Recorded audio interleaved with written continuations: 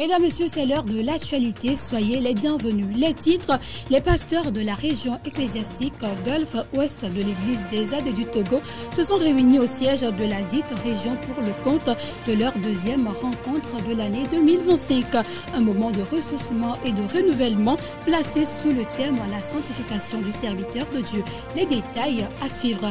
Actualité internationale, un avion de la compagnie Air India s'est écrasé hier. Le bilan est lourd.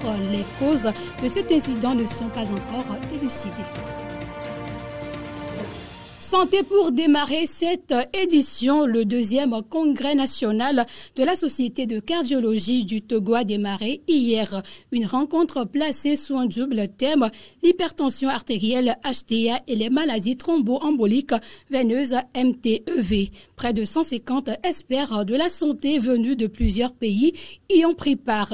Les échanges et réflexions lors de ce congrès sont axés sur le renforcement des compétences cliniques, la prévention et l'amélioration de la prise en charge des pathologies cardiovasculaires qui constituent la majeure cause de mortalité en Afrique et plus de 13% de décès en Afrique subsaharienne. Retour sur la commémoration de la Pentecôte, toute une semaine consacrée pour la Pentecôte, occasion pour les chrétiens de se ressourcer au pied du Seigneur et demander le baptême du Saint-Esprit et son renouvellement. À l'église des Ades d'Adjénou, la manifestation de l'Esprit a été spéciale. Marie-Louise Amouzou. Le Saint-Esprit, il s'agit effectivement de lui. La chronique. Cette troisième personne de la Trinité qui possède des attributs humains et réagit de la même façon que les humains. Il a été en honneur dans presque toutes les églises pentecôtistes ce dimanche. L'apothéose à l'église des Assemblées de Dieu d'Adjénou-Palimé a connu un succès sans précédent en message louange adoration. Le pasteur titulaire a planché sur la puissance transformatrice du Saint-Esprit. Nous avons parlé du Saint-Esprit qui est la puissance qui transforme. Et nous en sommes basés sur Acte 1, verset 8, et qui dit que nous allons recevoir cette puissance et nous serons les témoins du Seigneur. Et voilà, avant d'être témoins du Seigneur, nous avons besoin d'être transformés par la puissance du Saint-Esprit. Et cette transformation va impacter tout notre vie, va impacter notre famille, va impacter notre ville et va impacter même au-delà de la ville.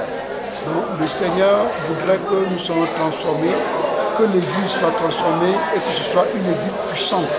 Et dans cette Église puissante, nous allons expérimenter les manifestations de la gloire de Dieu. Et ce matin, nous avons eu à prier beaucoup. Le Seigneur s'est manifesté puissamment au milieu de nous. L'attouchement du Saint-Esprit ne laisse personne indifférent. Il change les natures. De l'état craintif, on devient courageux.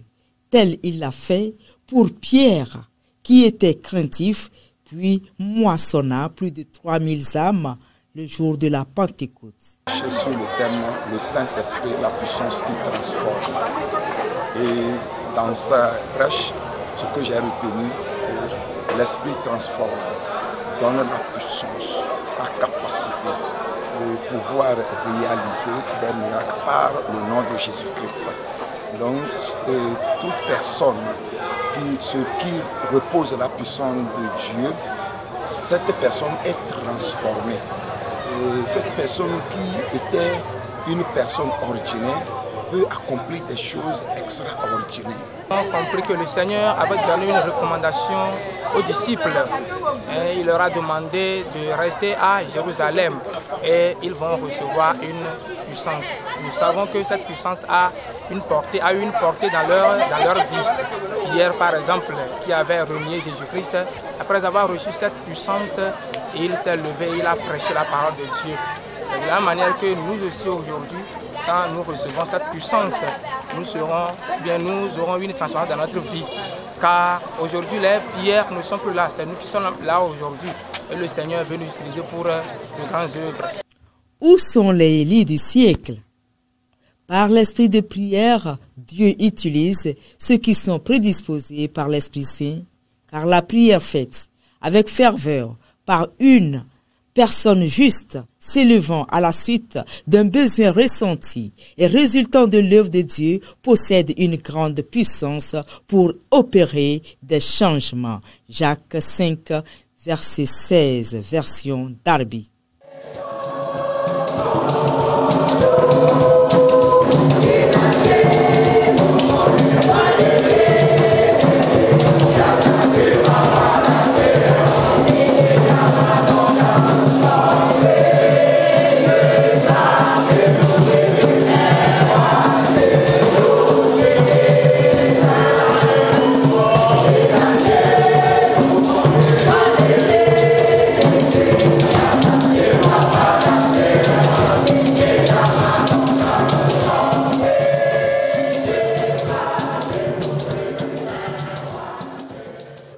Les fidèles des AD d'Assoukoko ont été exhortés dimanche dernier lors de la célébration de la Pentecôte sur les œuvres du Saint-Esprit. Il s'agissait également de les appeler à faire des requêtes à Dieu avec foi afin d'avoir des résultats escomptés. Ma belle Fiagne. Ce dimanche de Pentecôte, l'église de l'Assemblée de Dieu d'Assoukoko a été le théâtre d'une visitation divine. Le Saint-Esprit, dans sa souveraineté, s'est une fois de plus révélé au milieu des fidèles, confirmant que Dieu agit encore aujourd'hui comme au jour passé. Les manifestations surnaturelles et les œuvres de l'Esprit ont été clairement visibles, rappelant à chacun l'importance de la foi et de la persévérance dans la prière.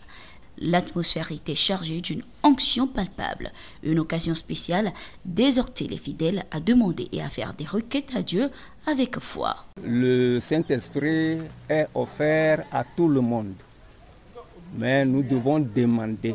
Celui qui demande, il reçoit. Et nous devons demander.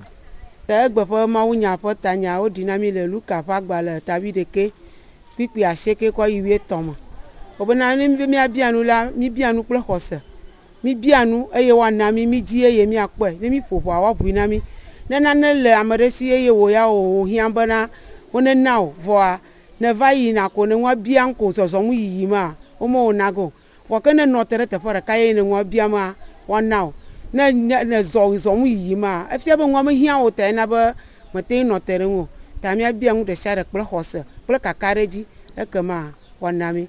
Et ne mi bia mawu ha mawu anami le ke mi abia ngwa magboto kple xɔse ane ma ke mi abia mawu ha kple xɔse mi me bia kple xɔse wa mo mi anago. Un rendez-vous spirituel qui a été marqué par la présence du Saint-Esprit, comme en témoigne ici le pasteur titulaire. Nous avons vu comment Jésus baptisait son église de son esprit. Et vraiment, nous sommes très fiers parce qu'un Père qui part et qui nous promet, et cette promesse s'accomplit pour que son église continue sur sa voie. Nous sommes très fiers et nous disons merci à Dieu. Merci pour tout ce qu'il fait dans la vie de chaque chrétien dans le monde entier. Qu'il continue et que cette journée de Pentecôte se manifeste partout dans les églises pour qu'on rende gloire à Dieu.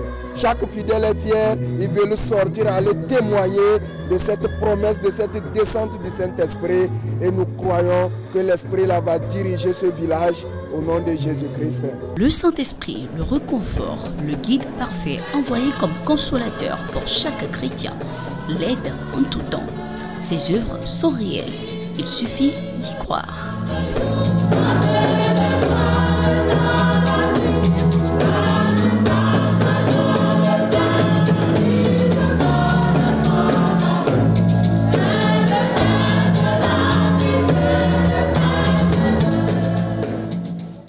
Toujours dans le cadre de la célébration de la Pentecôte à l'église des AD de Témédja 1, le message a porté sur la puissance du Saint-Esprit qui libère pour un témoignage efficace. Paul Emmanuel nous fait le point.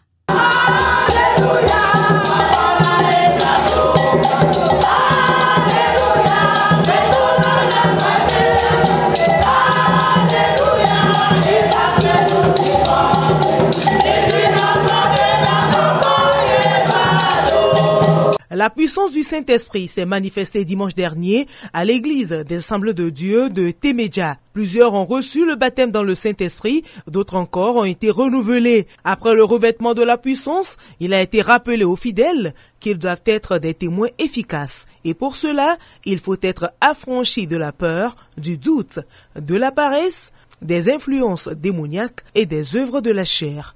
Le témoin va vers des hommes et des femmes qui sont liés par le diable, afin de les délier et les ramener à Dieu.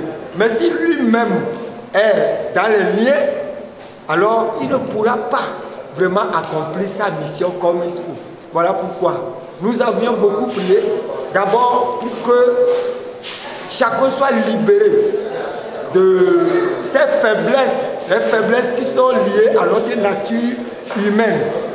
Tout homme a des faiblesses et ces faiblesses constituent des obstacles pour ce témoignage. Donc, être un témoin efficace à l'instar de l'apôtre Pierre, c'est ce à quoi aspire l'assistance après ce message.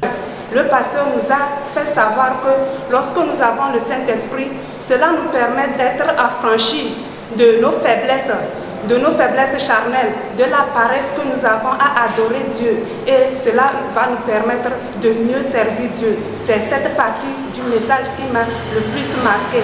Nous avons vu que le Saint-Esprit a beaucoup manifesté dans la vie de son peuple. Et moi particulièrement, je témoigne ici que j'ai été guéri parce que depuis longtemps, je traînais ce mal d'épaule que je n'arrivais pas à faire le mouvement que je suis en train de faire présentement. Mais tout à l'heure, avec le Saint-Esprit, j'ai vu que ce mal est parti. Après la fête de la Pentecôte, place désormais à la moisson des âmes pour l'agrandissement du royaume de Dieu.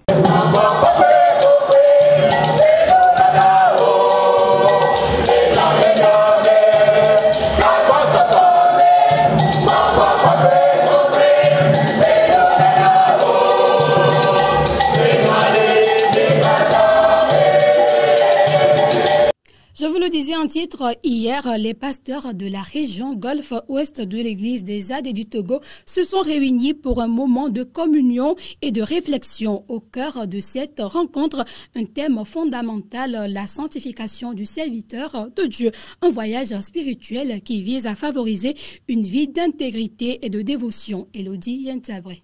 Dans la ferveur du Golfe-Ouest, les bergers des églises des Assemblées de Dieu se sont réunis ce jeudi pour un moment de communion et de réflexion. Au cœur de leur rencontre, un thème fondamental, la sanctification du serviteur de Dieu.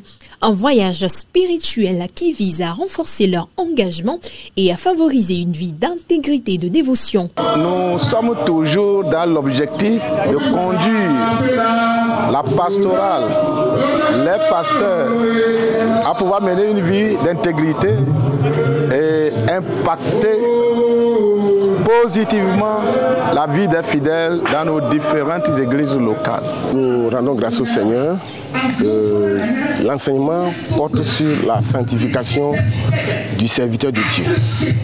Et le fondement de l'enseignement, c'est le fait que nous devons être séparés, parce que c'est le sens de la sanctification. Nous devons nous séparer. Et particulièrement pour les serviteurs de Dieu, les pasteurs, nous avons reçu une onction, nous avons reçu un appel, nous avons reçu une consécration. Nous devons honorer cette onction en nous séparant du monde, en choisissant les lieux que nous allons visiter, en choisissant nos compagnies. Nous avons donné en illustration l'exemple de Samson, qui incontestablement est un homme mais qui a mal utilisé cette onction, qui a pris cette onction comme un jeu, qui se rendait en territoire philistin alors qu'il est né pour combattre les Philistins, pour délivrer Israël de la main des Philistins. À travers prière et méditation, les bergers ont discuté des étapes essentielles vers la sanctification. Une quête spirituelle qui est un voyage personnel et collectif où chaque serviteur est encouragé à s'élever, à se purifier, à se rapprocher du modèle divin. Un appel à dépasser les épreuves et à renforcer leur foi. Cet enseignement est venu à point nommé. Le ministère pastoral est un ministère sacré. Et par conséquent, pour réussir ce ministère, l'homme de Dieu doit vivre dans la sanctification. C'est pourquoi cet enseignement qui vient de sortir, nous allons le mettre en pratique. Nous allons l'appliquer dans nos quotidiens. Vivre selon Dieu, vivre selon sa parole, éviter le mal, éviter le péché sous toutes ses formes, vivre une vie de fidélité, de sanctification afin de réussir ce ministère pour lequel le Seigneur nous a appelés. Comme un phare dans la nuit, la sanctification guide les serviteurs de Dieu dans leur mission.